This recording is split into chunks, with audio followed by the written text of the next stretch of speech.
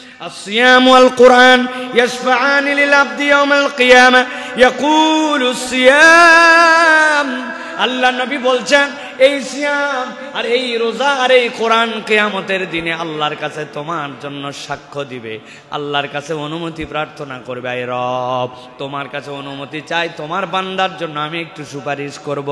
সিয়াম বলবে ক্ষুধা ভর্তি পেট ছিল, তৃষ্ণায় তার বুকটা যেন ফেটে যাচ্ছিল, ওই মানুষের সামনে সব খাবার ছিল, আল্লাহ তোমাকে ভয় করে তোমার বান্দা খাদ্য পানাহার ত্যাগ করেছে, সিয়াম হিসাবে আমি আজকে আল্লাহ তোমার সামনে দাঁড়ালাম, তোমার বান্দাকে জাহান্নামে নেওয়া যাবে না। আর কোরআন বলতে শুরু করবে ওয়াকুলুল কোরআন মান আতাহুন নাওমা বিল্লাইল, ওই ব্যক্তি এশার নামাজ পড়ে টরে ফরজটুকু আদায় করে শুয়ে যেতে পারতো, শুয়ে যায় নাই, দাঁড়ায় দাঁড়ায় নামাজ আদায় করেছে, রাত্রেবেলা তাহাজ্জুদে উঠেছে, সাধ্যের মধ্যে যতটুকু পারে ততটুকু কোরআন তেলাওয়াত করেছে। আল্লাহ তোমার বান্দাকে আমি রাত জাগাইছি, ওই রাত জেগে জেগে আমাকে তেলাওয়াত করেছে, আল্লাহ তাকে জাহান্নামে নিতে দেব না। আল্লাহ রাব্বুল আমিন অনুমতি দিবেন এই সিয়ামকে আর এই কোরআনকে, এই দুইটা সুপারিশ গ্রহণ করে আল্লাহ জাহান্নামী বান্দাকে জান্নাতে ঢুকায় দিবে।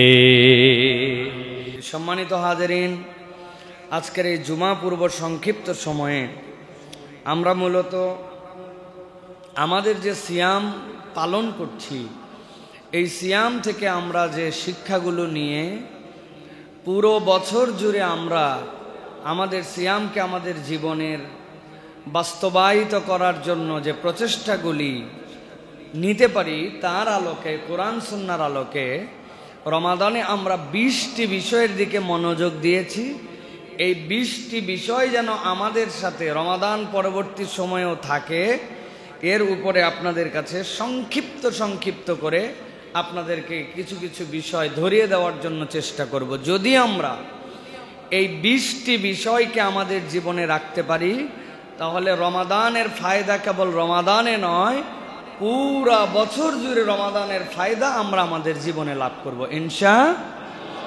এবং রমাদানের টার্গেটও এইটা যে কেবল রমাদান মাসে সিয়াম পালন করলাম আর রমাদান চলে গেল, সিয়ামও আমার সাথে বিদায় নিয়ে নিল, রমাদান এই জন্য আসে নাই, বরং রমাদান আমাকে প্রশিক্ষিত করে আমার যুদ্ধের ময়দানে নেমে আমাকে বিজয়ী করার জন্য রমাদান আমার কাছে এসেছে। অতএব এই 20টি পয়েন্টের কথা বলবো সংক্ষিপ্তভাবে, প্রতিটা বিষয় আমাদেরকে স্মরণে রাখার জন্য চেষ্টা করতে হবে। যদি রাখতে পারি, আল্লাহ রাব্বুল আলামিন চাইলে এই রমাদানকে আমাদের জন্য সর্বশ্রেষ্ঠ আমাদের জীবনের রমাদান হিসেবে বানিয়ে দিতে পারেন। আল্লাহ যেন আমাদেরকে তৌফিক দান করেন।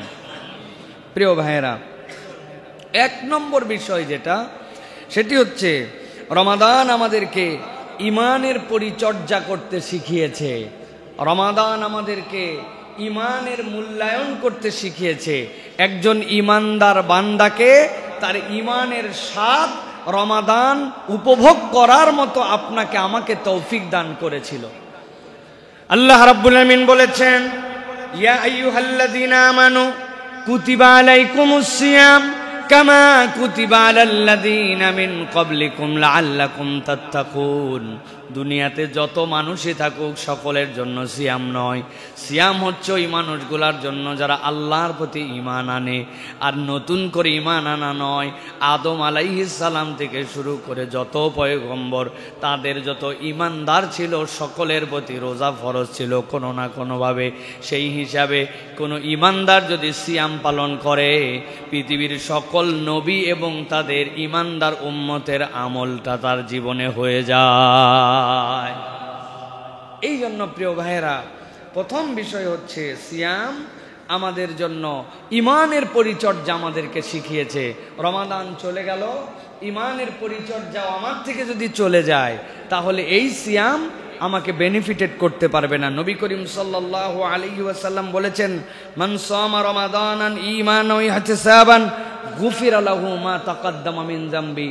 কেউ যদি ঈমানের সাথে বুঝে সুঝে সওয়াবের আশায় রমাদানের সিয়াম পালন করে, আল্লাহ এই সিয়াম দ্বারা তার প্রাথমিকভাবে অতীতের জীবনের সব গুনাহ মাফ করে দেন।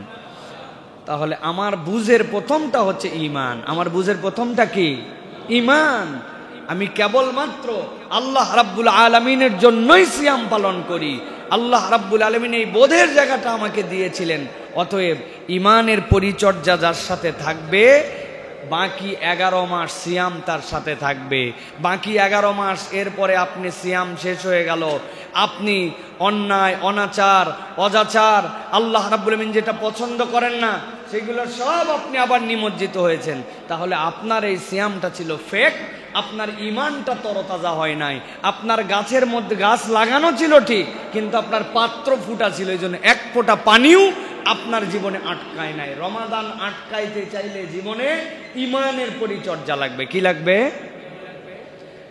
2 নম্বরে আল্লাহ রাব্বুল আমিন বলছে, এই সিয়ামের দ্বারা তুমি তাকওয়া অর্জন করেছো, সিয়ামের দ্বারা আল্লাহ ভীতির গুণ অর্জন করেছো। আল্লাহ উদ্দেশ্য বর্ণনা করতে যে বলেছেন লাআল্লাকুম তাত্তাকুন। এই সিয়াম অন্য কোনো কারণেই দেওয়া হয় নাই, এই সিয়াম দেওয়াই হয়েছিল যাতে করে তোমরা আল্লাহকে ভয় করা একটা জেনারেশন হিসাবে গড়ে উঠতে পারো। আপনি যদি মানুষের দিকে তাকান, সাধারণভাবে আপনি যদি দেখেন যেই মানুষটা সিয়ামহীন অবস্থাতেও ভিন্ন আচরণ করত, সিয়াম অবস্থাতে তার আচরণে পরিবর্তন আসে। রমাদান আসলে মানুষের মধ্যে পরিবর্তন আছে। রমাদান আসলে ওই মানুষটা কেউ যদিও তাকে হিসাবের মধ্যে না নেয়, কিন্তু আল্লাহকে হিসাবের মধ্যে সে রাখে। কেননা সিয়াম আল্লাহ রাব্বুল আলামিন ছাড়া প্রকৃতার্থে আর কেউ হিসাব নেওয়ার যোগ্যতা রাখে না, ঠিক কি না? সাহরি খাইছেন আপনি পেট ভরে, কিন্তু সকাল 11টার দিকে আপনি গোসলখানায় যাওয়ার পরে যদি ওইখানে 1 ঢোক পানি খেয়ে ফেলেন, ওযু করার সময় 1 চুল্লু পানি, হয়তোবা সেটি ফিল্টার না, কিন্তু তারপরেও যদি খেয়ে ফেলেন, আপনার ওই 1 চুল্লু পানি খাওয়া কেউ দেখতে পাবে না। আপনি কেবল রবকে সাক্ষী মেনেছেন, মেনে আপনার সিয়ামে আল্লাহকে ভয় করেছেন। আল্লাহ বলছেন, যেই আল্লাহকে ভয় করে তুমি এই সকাল থেকে সন্ধ্যা পর্যন্ত পানাহার ত্যাগ করলে, বাকি 11 মাস এই তাকওয়ার গুণাগুণ তোমার ভিতরে থাকা লাগবে। তাকওয়ার গুণাগুণ যদি আমাদের মধ্যে থাকে, হিসাব কিতাব করে যদি চলি, আল্লাহ রাব্বুল আলামিন তাহলে এই সিয়ামকে আমার সাথে রাখবেন। আর সিয়ামও শেষ, চাঁদ রাত থেকেই মনে করেন ডিস্কো ড্যান্স শুরু হয়ে গেল, সেই রাত্রে চাঁদ উঠলো, ফজরে আর মুসল্লি খুঁজে পাওয়া গেল না। তাহলে বলেন তো ভাই, যেই লোক 29 দিন আর 30 দিন আল্লাহ রাব্বুল আমিনের জন্য নিমজ্জিত হলো, আর চাঁদের রাত্রে আল্লাহ রাব্বুল আমিন রিওয়ার্ড দেওয়ার দিন ওই ব্যক্তি ফজরের নামাজে আসলো না, আসলে কি তাহলে এই ব্যক্তির ভিতরে সিয়াম ঢুকছে নাকি এটা ফেক ছিল? ভাই কি মনে হয়, ফেক না প্রিয় ভাইরা? তাহলে আমাদেরকে এটা শুধরাতে হবে। তাহলে 2 নম্বর হচ্ছে তাকওয়া ভীতিটা আমাদেরকে বাকি সময় রাখতে হবে। 3 নম্বর কোরআনের হক আদায়। আমরা রমাদান মাসে সাধ্যমতো কোরআনুল কারীমের হক আদায় আমরা কম বেশি করেছি। আল্লাহ রাব্বুল আলামিন বলছেন, শাহরু রমাদান আল্লাযী উনজিলা ফীহিল কুরআন হুদাল লিন-নাস ওয়া বাইয়িনাতিম মিনাল হুদা ওয়াল ফুরকান ফামান শাহিদা মিনকুমুশ শাহরা ফালইয়াসুম। যদিও রমজান মাস পাইলে তুমি সিয়াম রাখবা, কিন্তু আমি আল্লাহ রমজানকে এমনি এমনি মর্যাদাবান করি নাই। এই রমাদানের মধ্যে কোরআন এসেছে, আবার তার মধ্যে একটা সর্বশ্রেষ্ঠ রাত ছিল, যেই রাতটা লাইলাতুল কদর। সেই দিন আল্লাহ রাব্বুল আলামিন কোরআন নবীজির প্রতি দান করেছেন। আল্লাহ বলছেন, এই কোরআন তোমার কাছে আসার কারণে এই সিয়ামের মর্যাদা বেড়ে গেছে। আর রমজান তোমার জন্য এই জন্য কেবল সিয়ামের মাস নয়, কোরআনের মাস।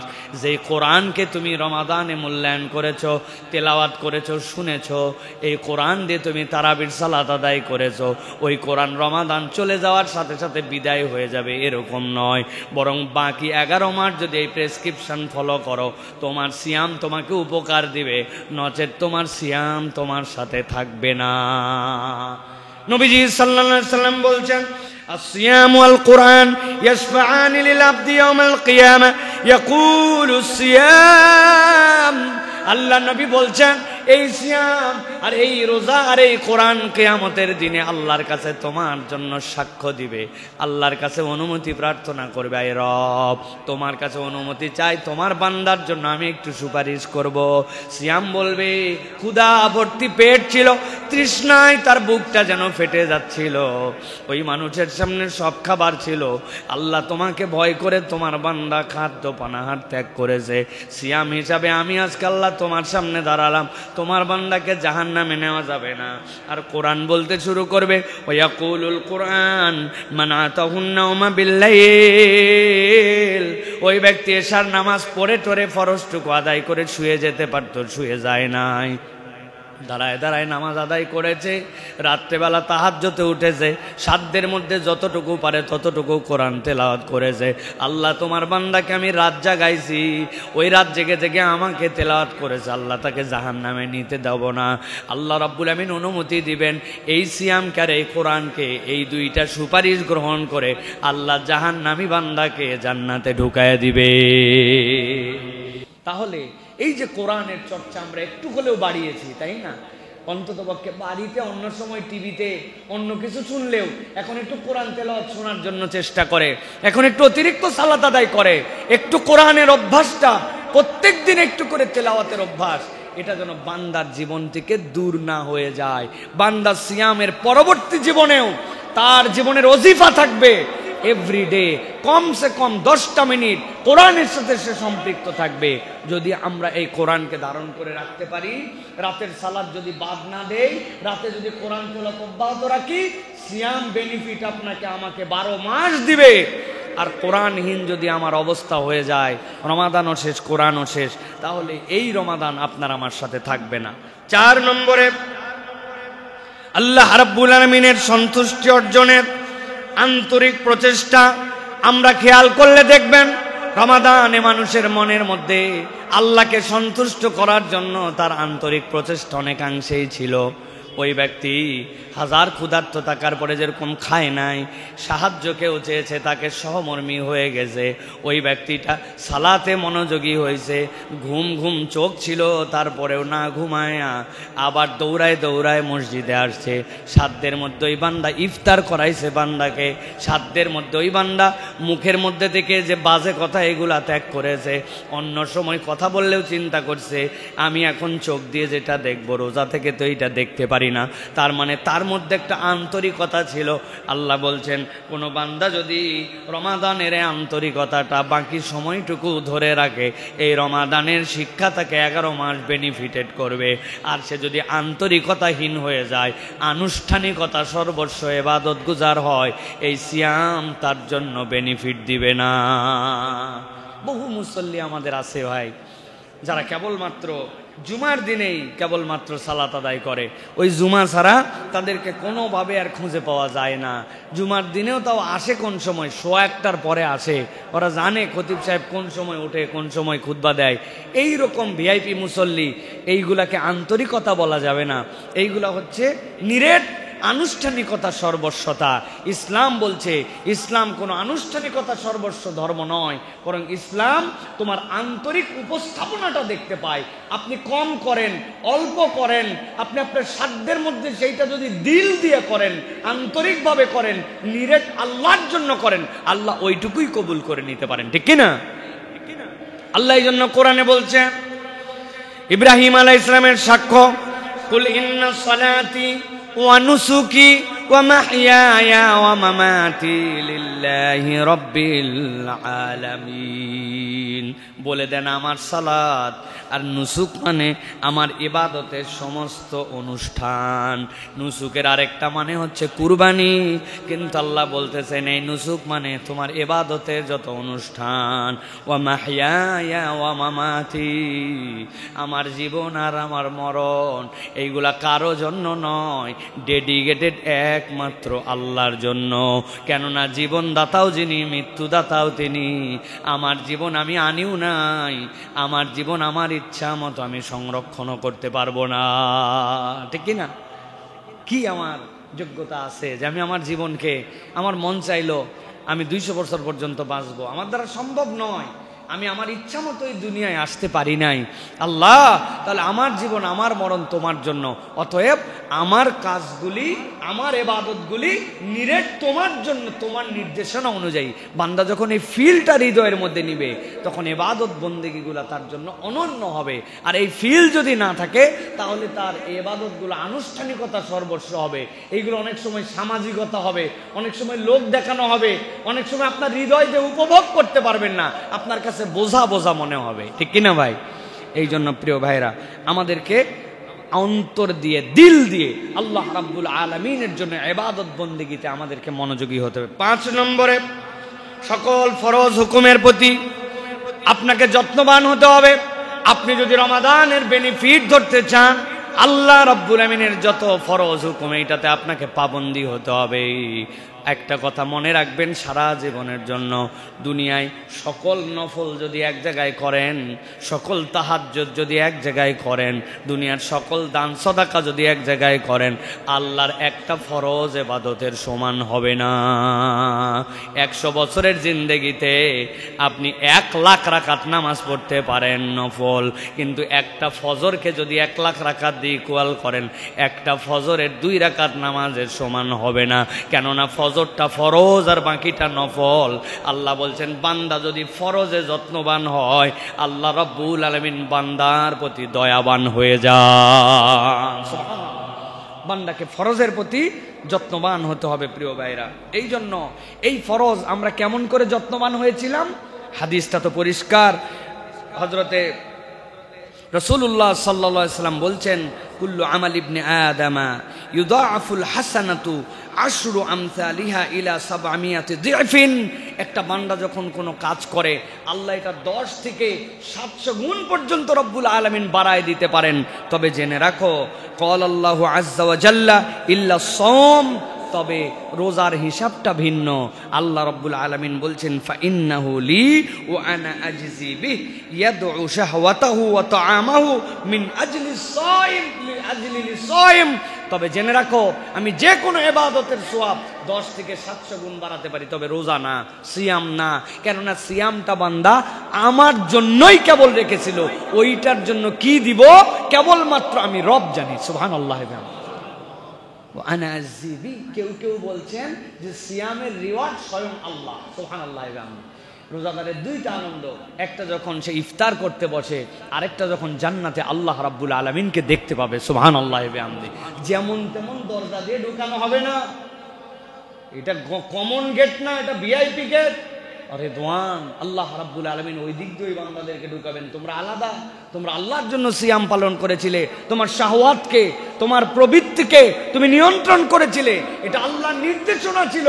তোমার মন অন্যদিক চলে গিয়েছিল, ফেসবুকে একটা ছবি চলে আসছিল, চোখ নামায় ফেলছিল, ইউটিউবে খারাপ কিছু ওই সময় দেখে নাই, মনের কল্পনা আসছিল, ত্যাগ করেছে। এটা দুনিয়ার কেউ বুঝতে পারতো না, আল্লাহর সাথে সম্পর্কিত ছিল। আল্লাহ বলছেন এর জন্য সাওমুলি ও আনা আযজিবি, বান্দা সবগুলো হিসাব করে দিব, কিন্তু সিয়ামেরটা বললাম না, ওই দিন যাওয়ার পরে যা লাগবে তাই দিব। সুবহানাল্লাহ।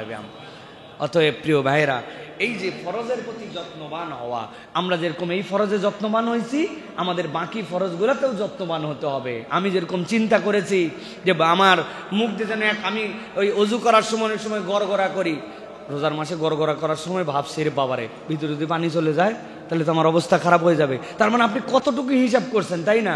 এখন যেই বান্দা রমজান মাসে গড়গড়া করলে 1 ফোঁটা পানি ভিতরে যায় চিন্তা করে, ওই বান্দা সচিবালয়ে বসে লাখ লাখ টাকা সাইজ করে ফেলে, আছে না ভাই?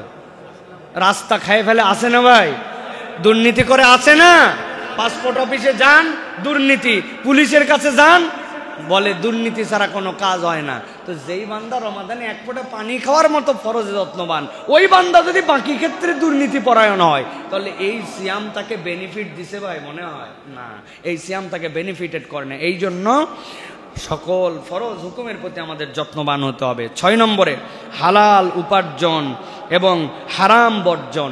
আমরা হারামকে বর্জন করেছি রমাদানে। আমাদের জন্য যেগুলো হারাম ছিল সেইগুলো আমরা তো গ্রহণ করিই নাই, উল্টা হালাল গুলাকেও আল্লাহ যেটা মানা করেছেন সেইগুলোও আমি নিষেধাজ্ঞার মধ্যে নিয়ে আসছি। আল্লাহ এই জন্য বলছেন, ইয়া আইয়ুহার রাসূলু কুলু মিনাত তাইয়্যিবাতি ওয়া আমালু সালিহা ইন্নী বিমা তা'মালুনা আলীম। আল্লাহ বলছেন, ও আমার হাবিব, আপনি কেবল হালালই খাবেন না, আপনি তৈয়ব খান। আমি আপনাদের কাছে বহুবার বলেছি, বিসমিল্লাহি আল্লাহু আকবার বলে একটা মুরগি আপনার হালাল টাকায় কেনা, আপনি জবাই করছেন, জবাই করার পরে এখন আপনাকে কেউ একজন খুলে টুলে আপনারে দিয়ে দিছে, চামড়া টামড়া ছাড়ায়া ড্রেসিং করে আপনারে দিছে যে এই যে আপনার জন্য মুরগি, বলেন তো বিসমিল্লাহ আল্লাহু আকবার বলার পরে হালাল টাকায় কেনা এই মুরগি ড্রেসিং করে আপনারা যদি দেয়, এখন এই কাঁচা গোস্ত খাওয়া জায়েজ না না জায়েজ? কি মনে হয় আপনাদের কাছে? জায়েজ। আপনার তো জবাইয়ের যে প্রক্রিয়া সেই প্রক্রিয়া হয়ে গেছে, আপনার এটা বৈধ হয়ে গেছে আপনার জন্য, কিন্তু এইটা আপনার জন্য তৈয়ব নয়। আল্লাহ বলছেন আমি কেবল তোমাকে হালালই খেতে বলি নাই, আমি তোমাকে তৈয়ব খেতে বলেছি, পবিত্র। এইটা যেন সবচেয়ে বেস্ট হয়। একটা বান্দা মুরগি এরকম করে হালাল হওয়ার পরে তারপরে কাঁচা গোস্ত খায় না, রান্না বান্না কত ধরনের মশলা স্বাদ, শেষে বেরেস্তা, শেষে কত কিছু দিয়া তারপরে খায়। আল্লাহ বলছেন একটা বান্দার সামনে বিভিন্ন ধরনের রিজিক আসতে পারে, ওই বান্দাও কেবলমাত্র খেয়ে ফেলবে এরকম নয়, সেটা সন্দেহ মুক্ত কিনা, এটার মধ্যে কোন রকম হারাম যুক্ত কিনা ভেবে ভেবে সেইটাকে গ্রহণ করবে। এইটা হচ্ছে ইমানদারের চরিত্র হবে। আল্লাহ বলছেন রমাদান তোমাকে এই দীক্ষা দিয়েছে, এই শিক্ষা দিয়েছে, অতএব হারাম বর্জন আপনার আমার জীবনের শপথ হবে, কোন রকম হারাম আপনার আমার জীবনের সাথে সম্পৃক্ত হবে না। আল্লাহ যেন আমাদেরকে তৌফিক দান করেন। প্রিয় ভাইয়েরা, এই জন্য প্রিয় ভাইয়েরা, নবী করিম সাল্লাল্লাহু আলাইহি ওয়াসাল্লাম বলেছেন যাকার রাজুলু ইউতিলু সফর, এমন একজন ব্যক্তি দেখা গেল, নবী বর্ণনা করতেছেন, যার চেহারার মধ্যে সফরের বিশাল চিহ্ন। আল্লাহ নবী সাল্লাল্লাহু আলাইহি সাল্লাম বলছেন যে এরপরে তার চেহারাটা ধুলিমলিন, বহু দূর থেকে সে সফর করে আসছে, দেখলেই তার জন্য মায়া লাগে।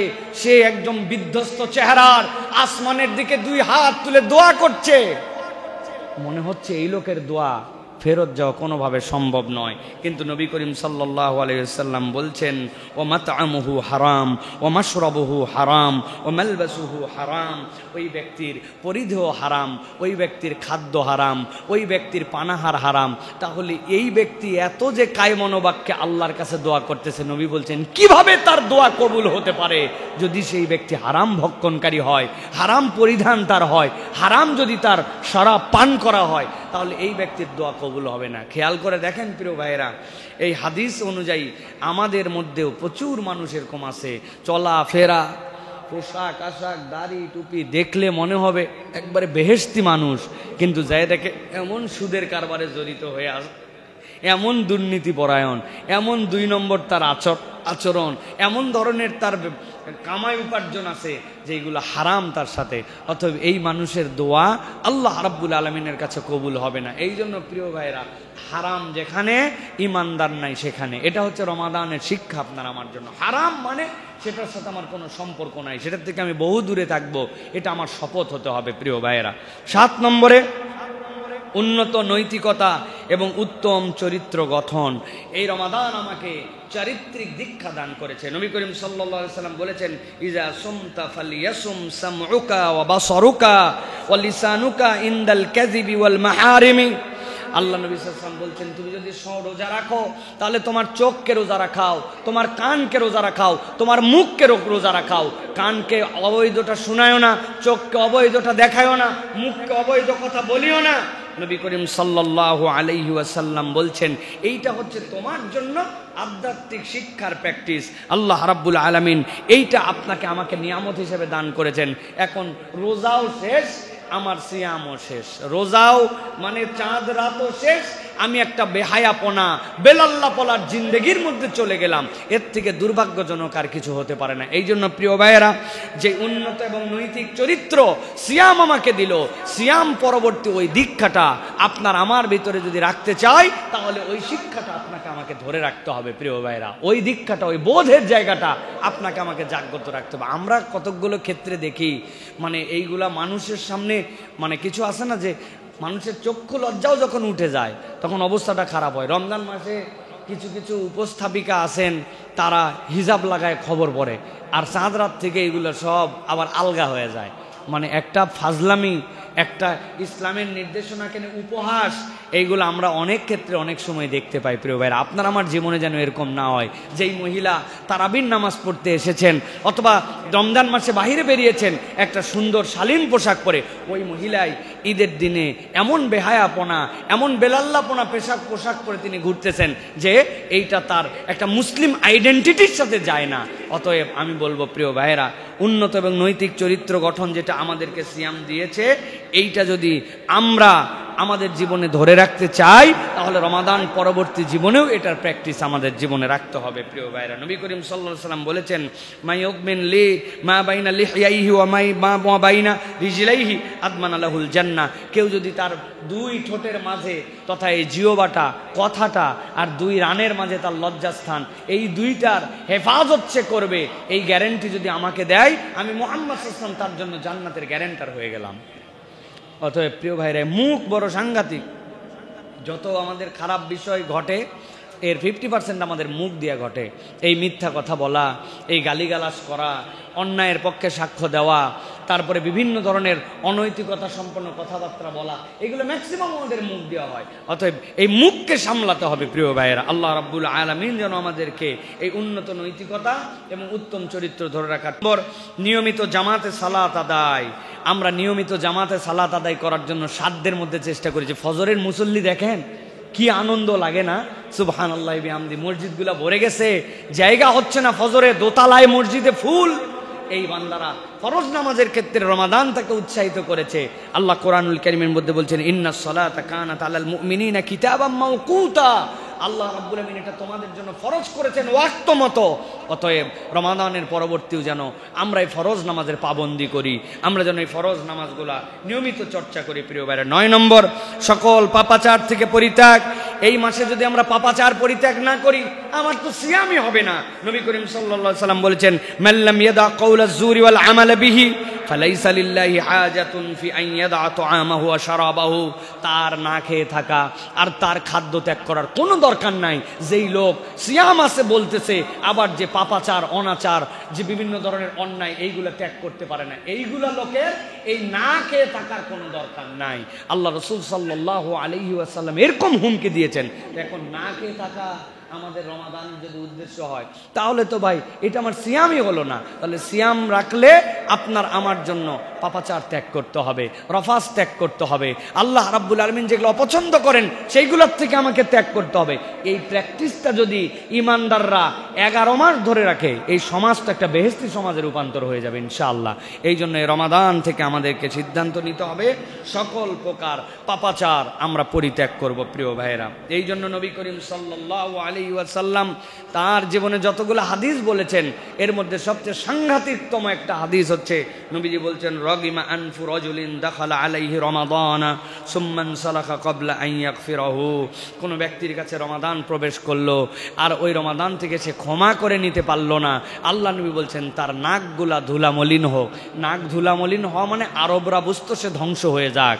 তাহলে রমাদান পাওয়ার পরে যদি আমি আমার পাপাচার মুক্ত জিন্দেগি দিয়া, আমি আমার অন্যায় অপরাধ দূর করে দিয়ে আমি যদি গুনাহমুক্ত হয়ে জান্নাতি না হতে পারি, নবী বলছেন সে ধ্বংস হোক। আচ্ছা বলেন তো, নবী করিম সাল্লাল্লাহু আলাইহি ওয়াসাল্লাম যদি কারো ধ্বংসের জন্য দোয়া করে, এই লোকের বাঁচার উপায় আছে?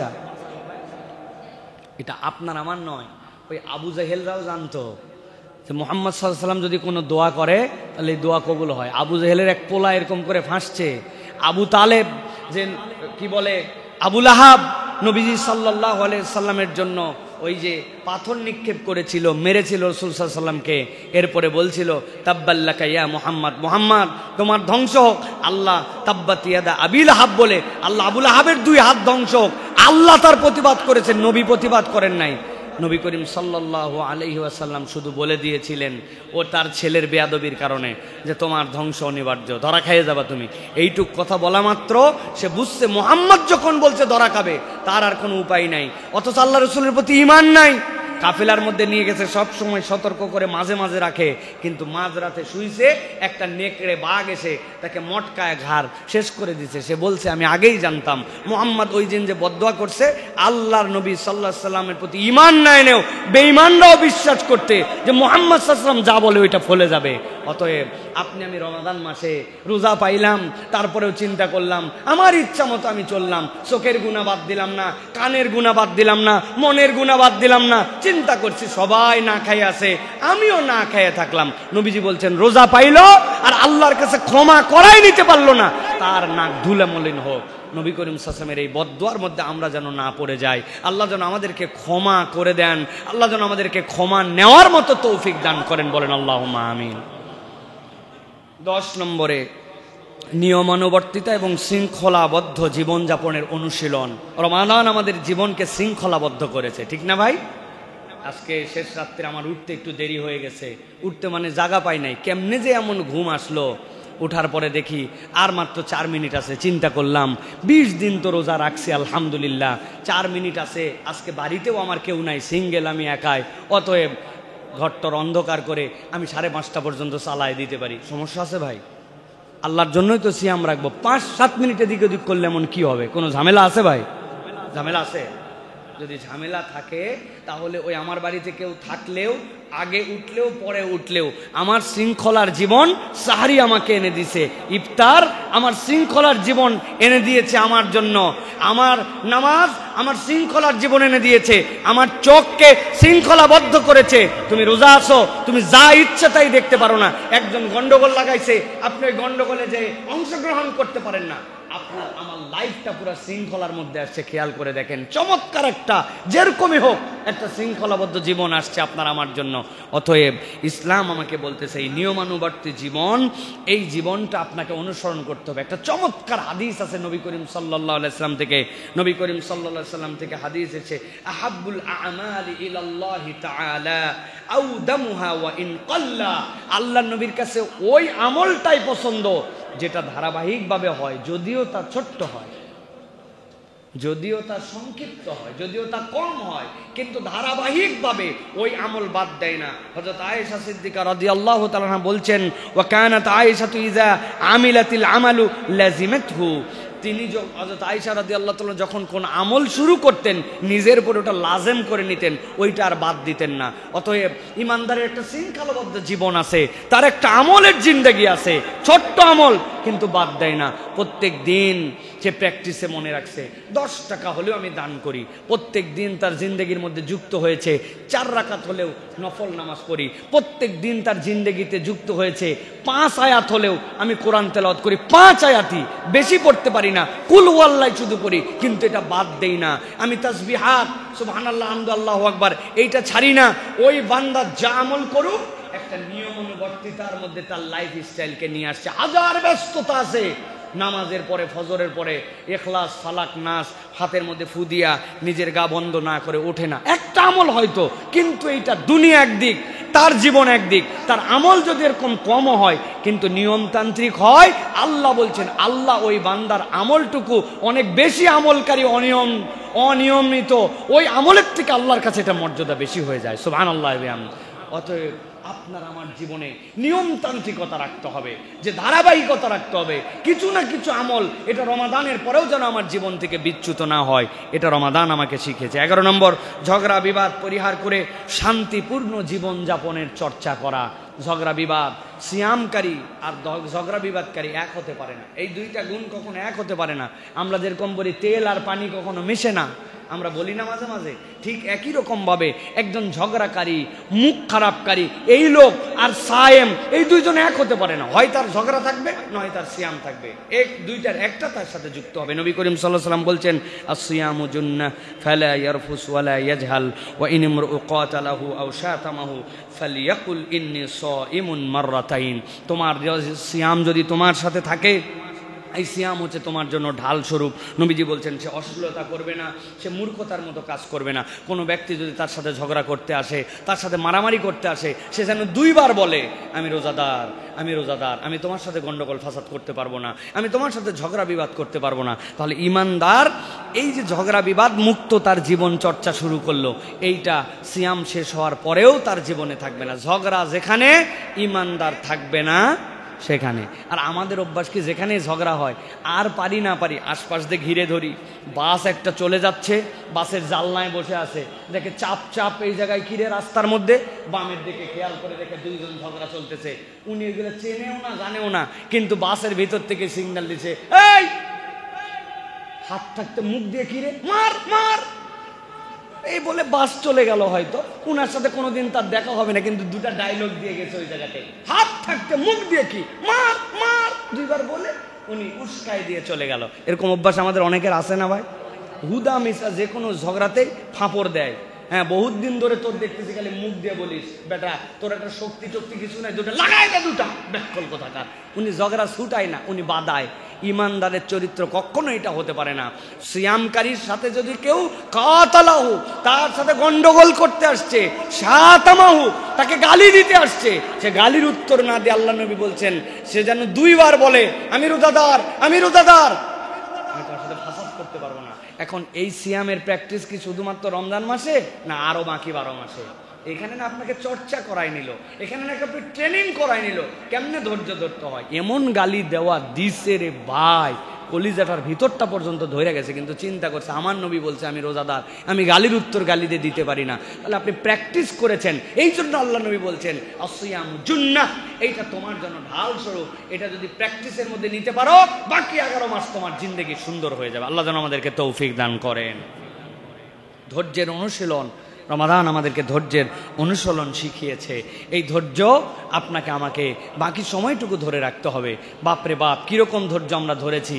ওই গন্ডগোলের সময় ধৈর্য, ওই ক্ষুধার জন্য ধৈর্য, ওই ফজরের ওয়াক্তের ধৈর্য, ওই মাগরিবের ওয়াক্তের ধৈর্য। আপনি ধৈর্যের উপরেই ছিলেন পুরা সিয়ামের সময়টুকু। আপনার কত ধরনের খিটখিটা মেজাজ চলে আসছে, আপনার কত ধরনের পরিস্থিতির শিকার আপনি হয়েছেন, কিন্তু আপনি ন্যূনতম ধৈর্যের প্র্যাকটিসটা আপনি করেছেন। অন্তত পেটের ডাককে উপেক্ষা করেছেন না। দুপুরের দিকে পেট কোঁ কাঁ করে এদিক ওদিক আরে ডাকা ডাকে, আপনি বলছেন তুমি যত ডাকো কাজ হবে না।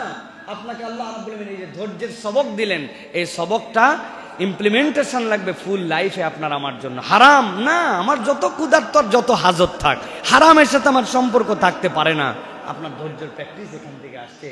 আপনার আল্লাহ রাব্বুল আমিন আপনাকে এই ধৈর্য শিখেছেন, অতএব এই ধৈর্যের অনুশীলন আপনাকে আমাকে রাখতে হবে। প্রিয় ভাইরা, 13 নম্বর, শয়তান এবং কুপবিত্রির নিয়ন্ত্রণের প্রশিক্ষণ। আপনাকে কুপবিত্রির থেকে নিয়ন্ত্রণের প্রশিক্ষণ দেওয়া হয়েছে। আপনার বৈধ স্ত্রী, আপনি সিয়াম অবস্থায় তার কাছে যেতে পারছেন না, তার সাথে আপনি চূড়ান্তভাবে তার সাথে মিলিত হতে পারছেন না, তিনি বৈধ, কিন্তু আপনার কুপবৃত্তি তাহলে কতদূর পর্যন্ত নিয়ন্ত্রণ আল্লাহ রাব্বুল আমিন শিখাচ্ছেন যে সে থাকার পরেও তোমার বাড়ির, তোমার কেনা, তোমার জুস, কিন্তু তুমি খেতে পারছো না, তোমার প্রবৃত্তি, তোমাকে নিয়ন্ত্রণ আল্লাহ রাব্বুল আমিন দিয়ে করাচ্ছেন।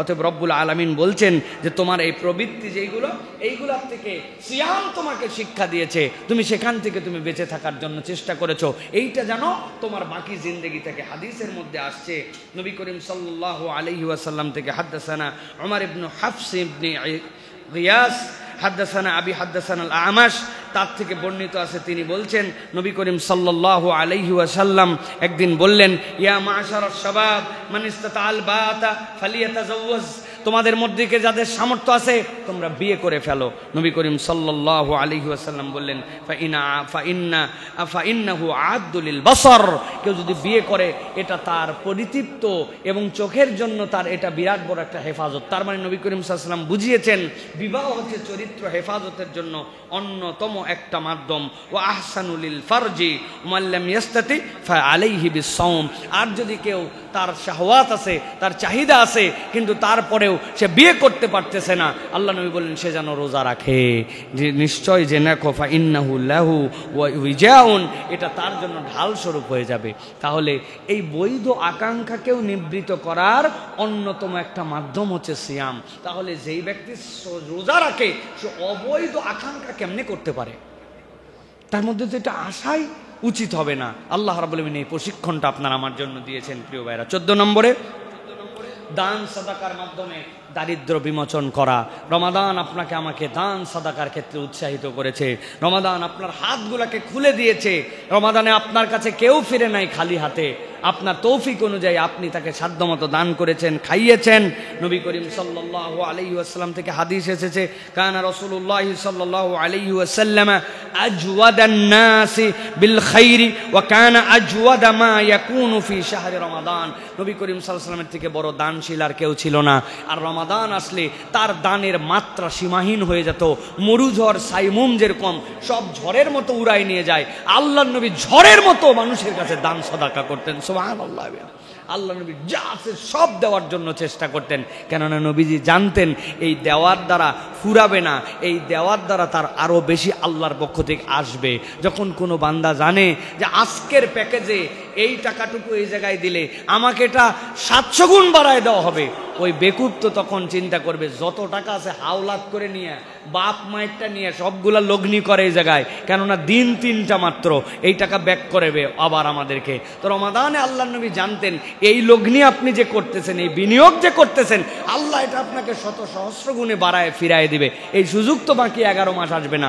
এই জন্য দান সাদাকার যে প্র্যাকটিস, এইটা কেবল রমাদানেই নয়, রমাদানের পরবর্তী জিন্দেগিতেও দান সাদাকা আমাদেরকে ধরে রাখতে হবে। পারবো তো ইনশাআল্লাহ? পারবো তো ইনশাআল্লাহ? শুধু মসজিদে টাকা দেওয়ার সময় আমাদের একটু কষ্ট হয়, ঠিক না ভাই? মসজিদের জন্য আমরা চাইলেই বলি একই জায়গায় এত আর চাই ভাই, একই জায়গায় যদি এত কাজ হয়, একই মানুষ যদি 3 বার প্রত্যেক দিন ভাত খাওয়া লাগে, একই মানুষের যদি প্রত্যেক দিন প্রস্রাব পায়খানা লাগে, তাহলে আল্লাহর ঘরের জন্য একই লোকের থেকে টাকা নিবে না তো কার থেকে নিবে? আপনারাই তো দেওয়া লাগবে, ঠিক কিনা? এই মসজিদ 3 তলা ছিল না 4 তলা হয়েছে, 4 তলা ছিল 5 তলা হয়েছে, এসি ছিল না এসি লাগাইছে, মিনার ছিল না মিনারের কাজ হচ্ছে, কার্পেট ছিল না কার্পেট হয়েছে, ফ্যান ছিল না ফ্যান হয়েছে। তো প্রয়োজন অনুযায়ী টাকা নিচ্ছে। মসজিদ তো আপনার থেকে এরকম করতেছে না যে টাকা নিয়ে মসজিদ একটা ব্যাংক ব্যালেন্স বানাচ্ছে, বানায় মসজিদের ছেলে মেয়ের জন্য ভবিষ্যতের জন্য ডিপোজিট করতেছে। মসজিদকে এরকম কিছু করতেছে ভাই? তাহলে আপনি আমি কেন মসজিদের জন্য চিন্তা করি, বারবার চাই, আর আপনার হাত যত চায় তত কুঞ্জুস হয়ে যায়। নবী করিম সাল্লাল্লাহু আলাইহি ওয়াসাল্লাম বলছেন যে দুনিয়ার বুকে কোনো ব্যক্তি যদি আল্লাহর হাবিব হতে চায়, আল্লাহর বন্ধু হতে চায়, তার একটা গুণাগুণ থাকা লাগবে, আর সখিউ হাবিবুল্লাহ। বকিল কখনো আল্লাহর বন্ধু হতে পারে না। যে দান সাদাকা করে আল্লাহ তাকে বন্ধু হিসেবে গ্রহণ করেন। সুবহানাল্লাহ। আমরা আল্লাহর বন্ধু হতে চাই, আল্লাহর প্রিয় হতে চাই, কিন্তু টাকা পয়সা আমাদের পকেট থেকে একটুকু বের হয় না। আল্লাহ রাব্বুল আলামিন আমাদেরকে দান সাদাকা করার তৌফিক দান করেন। 15 নম্বর, আত্মসমালোচনার চর্চা। রমাদান আমাদেরকে আত্মসমালোচনা শিখিয়েছে। এই কাজটা করলাম, এটা কি আমার রোজা ভেঙে গেল নাকি? কত ধরনের মাসলা যে আমাদের কাছে কত মানুষজন জিজ্ঞাসা করে, তার কারণ কি? তার একটা টেনশন থাকে, আমার রোজা কি নষ্ট হলো কিনা, হুজুর রক্ত দেওয়া যাবে কিনা, রক্ত নেওয়া যাবে কিনা, ইনহেলার দেওয়া যাবে কিনা, ইঞ্জেকশন দেওয়া যাবে কিনা, থুতু গিলে ফেলছি, তারপরে গোসল বেশিক্ষণ করছি, এসিতে থাকছি, হেন কোনো প্রশ্ন নাই যেই প্রশ্নগুলা করে না। কারণ কি? ওই ব্যক্তি রোজাটাকে গুরুত্বপূর্ণভাবে নিয়েছে, এইটার মাসলা মাসাইল জানার চেষ্টা করে, এটার জন্য খুঁত না হয় এই আত্মসমালোচনা করে চলার চেষ্টা করে। রমাদানে এই প্র্যাকটিস করে, আর রমাদান যখন চলে যায় আমাদের কোনো আত্মসমালোচনার কোনো ধারধারি না, আমরা যা ইচ্ছা তাই আমার জীবনযাপন। এটা কোনো ইমানদারের চরিত্র হতে পারে না। এই জন্য নবীজি বলছেন, মান সামা রমাদান ঈমানান ওয়া ইহতিসাবান গুফিরা লাহু মা তাকাদ্দামা মিন যামবিহি। কোন ব্যক্তি যদি ঈমান এবং তাই ব্যক্তি যদি আল্লাহ রাব্বুল আলামিনের কাছে সওয়াবের আশায় সে যদি সিয়াম পালন করে, আল্লাহ রাব্বুল আলামিন ওই ব্যক্তির জন্য এমন নিয়ামত দিবেন যেই নিয়ামত আল্লাহ রাব্বুল আলামিন আর কাউকে দেন নাই, কেননা হিসাব করে সে ইবাদত করেছে। এই হিসাব করে ইবাদত করার কারণে অতীতের গুনাহ খাতা মাফ হয়ে যাবে। প্রিয় ভাইয়েরা, আত্মসমালোচনার চর্চা, তাহলে এটা গেল আমাদের 15 নম্বর। বলবো কয়টা বলছি? 20টা। ভালো করে খেয়াল করেন। 16 নম্বর, সহমর্মিতা এবং ভ্রাতৃত্ববোধের চর্চা। শাহরুল মুআসাত। রমাদানের নাম কি? ভ্রাতৃত্বের মাস, সহমর্মিতার মাস, ভালোবাসার মাস। আপনি যে ভালোবাসা নিয়ে এই রমাদানকে উদযাপন করেছেন, এই মুআসাতটা আপনাকে ধারণ করে রাখতে হবে। আমি তৃষ্ণার কষ্ট বুঝেছি, আমি ক্ষুধার কষ্ট উপভোগ করেছি, আমি বুঝতে পেরেছি যে বান্দার নিয়মতান্ত্রিক জীবন যাপন এটা কত গুরুত্বপূর্ণ। এই যে আপনার মধ্যে একটা আল্লাহ রাব্বুল বোধের জায়গা জাগ্রত করেছেন, আপনি যদি এটা কল্পনার জায়গায় নেন তাহলে ইনশাআল্লাহ এই সহমর্মিতাটা আমাদের সমাজের মধ্যে ছড়িয়ে পড়বে। এই সহমর্মিতা যদি আমাদের সমাজের মধ্যে ছড়ায় তাহলে আল্লাহ রাব্বুল আলামিন আপনার আমার জন্য নিয়ামত বাড়ায় দিবেন। নবী করিম সাল্লাল্লাহু আলাইহি সাল্লাম বলছেন, মান ফাত্তারা সাইমান কানা লাহু মিসলু আজরিহি গায়রা আন্নাহু লা ইয়ানকুসু মিন আজরিস সাইমি শাইআ। কোন ব্যক্তি যদি রোজাদারকে একটা অর্ধেক খেজুর দিয়া, কিচ্ছু নাই, এক গ্লাস পানি দিয়ে ইফতার করায়, ওই রোজাদার সারাদিন সিয়াম পালন করে যে সোয়াব, আল্লাহ তার আমল নামায় সম পরিমাণ সোয়াব দান করবেন। তবে বান্দা জেনে রাখো, তোমার আমল থেকে ওই রোজাদার আবার চিন্তা করে, হ্যাঁ সারাদিন আমি রোজা থাকছি, তোর এক গ্লাস পানি খাই, আমার রোজার ভাগ সব দিব তোরে। নবী বলছেন লা ইয়ানকুসু, কিচ্ছু কমানো হবে না, আজরুহু শাইয়ান, তার প্রতিদান কমবে না, কিন্তু ওই ব্যক্তি নিয়ামত পেয়ে যাবে। সুবহানাল্লাহি ওয়া বিহামদিহি। আমি তো মাঝে মাঝে এই জন্য বলি, আর মাত্র কয়টা দিন আমার হাতে আছে, আপনার পকেটে সন্ধ্যার আগ দিয়ে বাড়ির থেকে ছোট্ট পলিথিনের মধ্যে 3টা করে খেজুর 10টা পকেটের মধ্যে ঢুকায় রাখছেন। বিকালবেলা আপনার বন্ধু, আপনার বান্ধব, আপনার ছোট ভাই আপনার মসজিদে দেখা হয়েছে, ভাই আজকে আমার খেজুরটা থেকে কিন্তু আপনি সিয়াম করবেন, আপনার নিয়ত বিশুদ্ধ, কেউ বলতে পারবে না যে কি রে 3 খেজুর দিচ্ছে কেন। ভাই 3 খেজুর না, অর্ধেক খেজুর দেওয়ার কথা নবী বলছেন, কিন্তু আমার টার্গেট থাকবে আমার যেন রোজাদার একটাও মিস না হয়। আপনি বাড়িতে তো প্রত্যেক দিনই রোজা করেন, করে মসজিদে নামাজ পড়তে আসেন, একদিন 10টা প্যাকেট ছোট্ট বানায় নিয়ে এই দারুসালাম টাওয়ারের নিচে চলে আসছেন, এই ফুটওভার ব্রিজের নিচে দাঁড়াইছেন, কত বেকায়দায় পরে কত মানুষ বাসে করে যাচ্ছে, বেচারি রোজা আছে, হয়তো একটা পানি আছে তার গ্লাসে, কিছু না কিছু তো আছে, কিন্তু ওই ব্যক্তিটাকে একটুখানি জালনা দিয়ে দিয়ে 10টা মানুষকে দিলেন, 10টা সিএনজি আলাকে দিলেন, আপনি যে নিয়ামতটা দিলেন, এই নিয়ামতটা আপনি জানেন না কত মর্যাদা আপনার জীবনে এনেছে। নবীজি বলছেন এইটা আপনাকে ওই রোজাদারের সারা দিনের সিয়ামের সমান সওয়াব দান করে দিবে। সুবহানাল্লাহ। এই জন্য খাওয়ান ভাই, প্রত্যেক দিন কিছু না কিছু। আপনার বাড়ির নিচের যে গার্ডগুলি আছে তারা কোথাও না কোথাও থেকে খায়, তাদেরকে দেন, কিন্তু 1 দিন 2 দিন তার জন্য পাঠান, 1 দিন 2 দিন এ বাড়িতে ও বাড়িতে পাঠান। এটা একটা সৌহার্দ্য বিনিময়, এটা একটা ভালোবাসা বিনিময়। সিয়ামের সময় এই যে ভালোবাসা, এর থেকে সুন্দর ভালোবাসা হয় না। আমার বইয়ের একটা প্র্যাকটিস আপনাদেরকে বলি, আপনারা তো ইফতার দেন অনেক, তাই না? কিন্তু সাহারি পাঠাইছেন কোনোদিন কারো বাড়িতে? এই মেয়ে হচ্ছে একটু ইউনিক মেয়ে, সে হচ্ছে ভিন্ন রকম কিছু অ্যাপ্লিকেশান তার, যে অমুক বাড়িতে বলে দিচ্ছে যে ভাবি আজকে সকালে শাড়িটা কিন্তু আমি পাঠাই দেবো, আপনারা ওইটা কষ্ট করেন না। সে এক বাড়িতে, তার পড়োশি, তার ডানের বাড়ি বামের বাড়িতে, সেই জায়গায় সাহারি পাঠাইছে। আপনি সাহারি পাঠাইছেন কোনোদিন? পাঠানো কি খুব জরুরি না, কিন্তু এই যে রমাদান আপনার মধ্যে সহমর্মিতা, ভালোবাসা তৈরি করলো, আপনার মধ্যে একজনের আরেকজনের বন্ধন তৈরি করলো, এটা লৌকিকতা নয় কেবল, এটা একটা ভালোবাসার সম্পর্ক আপনার আমার জন্য, প্রিয় ভাইরা। এই জন্য এই ভালোবাসাটুকু রমাদানের পরবর্তীতেও আপনার আমার মধ্যে ধরে রাখতে হবে। মানুষকে খাওয়ানো, এর থেকে উত্তম ইবাদত কিছুই নাই। নবীজির কাছে জিজ্ঞাসা করেছে আইউল আমালি আফদাল ইয়া রাসূলুল্লাহ, নবীজি বলছেন মানুষের জন্য, নবী করিম সাল্লাল্লাহু আলাইহি ওয়াসাল্লাম আইউল আমালি আফদাল ইয়া রাসূলুল্লাহ, নবীজি বলছেন আতইমুত তুআম, মানুষকে খাওয়াও। আমরা অপব্যাখ্যা করে হাদিসের অর্থ বের করছি, এইটার মানে হচ্ছে গরিবকে খাওয়াও, আছে না ভাই? আতিমুত তুআম মানে গরিবকে খাওয়াই, অনুবাদকে বানালো ভাই। গরিবকে খাওয়ানোর ফজিলত আছে, আল্লাহ আলাদা মর্যাদা দিয়েছেন, কিন্তু নবী বলছেন কোটিপতি হোক, ট্রিলিয়নিয়ার হোক, বিলিয়নিয়ার হোক, আতিমুত তুআম, তুমি মানুষকে খাওয়াও। এই মানুষকে খাওয়ানোটা স্বয়ং একটা ইবাদত, এবং এটাই শ্রেষ্ঠতম ইবাদত। সুবহানাল্লাহ। অতএব আমাদেরকে এটার জন্য চর্চা করতে হবে। গরিব তো খাওয়াবই, ওটা তো তার হকদার, তাকে না খাওয়ালে তো গুনাহ হবে, কিন্তু একজন বড় লোককে না খাওয়ালে গুনাহ হবে না, কিন্তু আপনি তাকে তারপরেও খাওয়ানোর সুযোগ পাইছেন আর খাওয়ায় দিয়েছেন। আল্লাহ নবী বলছেন এটার থেকে উত্তম আমল ইসলামে আর নাই, মানুষকে খাওয়াও, অভুক্ত যেন কেউ না থাকে। এই সহমর্মিতার শিক্ষা কেবল রমাদানে নয়, রমাদানের পরবর্তীতেও আমাদের জীবনে লাগবে। 17 নম্বর, কিয়ামুল লাইলে অভ্যস্ত হওয়া।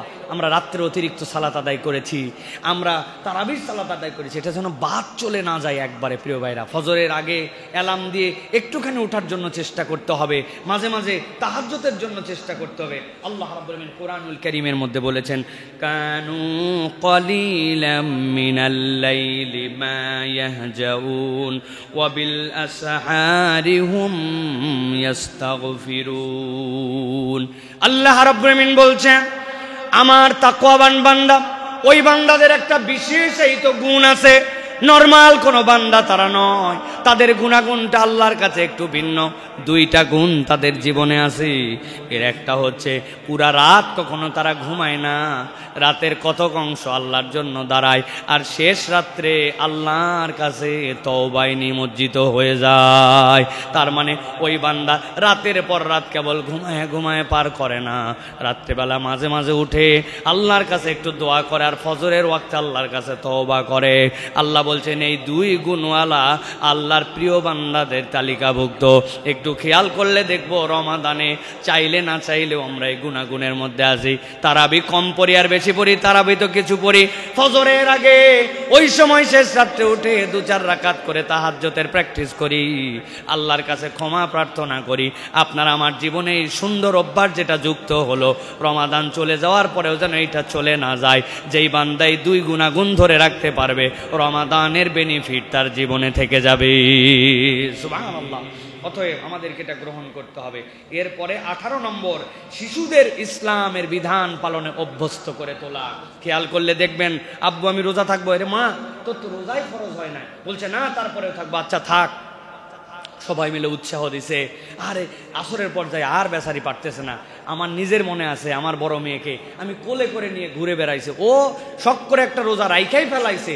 5.5 বছর বয়স, তার রোজা ফরজ হয় না। বিকালবেলা যায় বলছে বাবা আমার দ্বারা সম্ভব না, আমার বুক টুক সব ফেটে যাচ্ছে। আমি তখন আর বললাম তুই আমার কোলে আয় মা।